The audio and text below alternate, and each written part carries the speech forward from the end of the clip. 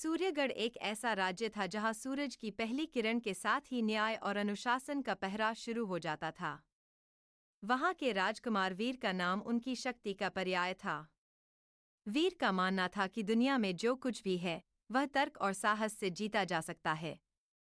उनके लिए जादू, भ्रम केवल कमजोरों के बहाने थे। एक सुबह अपनी सफेद अरबी घोड़ी पर सवार होकर वीर सूर्यगढ़ की सीमा पार कर उस पहाड़ी की ओर बढ़े जहां से चंद्रलोक शुरू होता था। जैसे ही उन्होंने सीमा पार की, धूप का नामोनिशान मिट गया। हवा में एक अजीब सी ठंडक थी, जैसे बर्फ की सिहरन हड्डियों तक पहुंच रही हो। चंद्रलोक एक ऐसा राज्य था जो घने, नीले और मटमैले कोहरे की चादर में लिपटा रहता था। यहाँ दिन और रात का अंतर मिट चुका था। इतना गहरा था कि वीर को अपने घोड़े के खुरों की आवाज भी किसी धमाके जैसी सुनाई दे रही थी।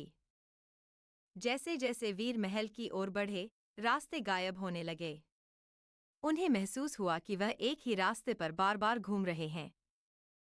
अचानक उन्हें कोहरे अपने पीछे किसी के चलने की आहट आती, तो कभी हवा में किसी सुरीली लेकिन डरावनी हंसी की गूंज सुनाई देती। वीर ने अपनी तलवार म्यान से बाहर निकाल ली। उन्होंने जोर से पुकारा, अगर यह कोई तिलिस्म है तो सामने आओ। जवाब में कोहरा धीरे धीरे फटने लगा और सामने एक विशाल, काली चट्टान जैसा महल दिखाई दिया। महल की दीवारें पत्थर की नहीं, बल्कि काले धुएं और जमे हुए पानी जैसी लग रही थीं। महल के मुख्य द्वार पर कोई पहरेदार नहीं था। द्वार खुद ब खुद भारी आवाज के साथ खुल गया।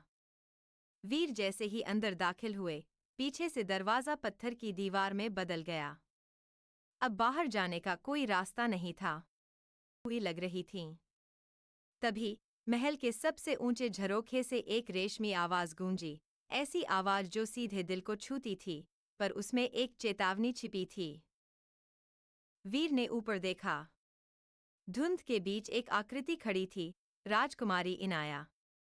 उनका चेहरा एक नकाब के पीछे था, लेकिन उनकी आंखें कोहरे में जलते हुए दो सितारों की तरह चमक रही थीं।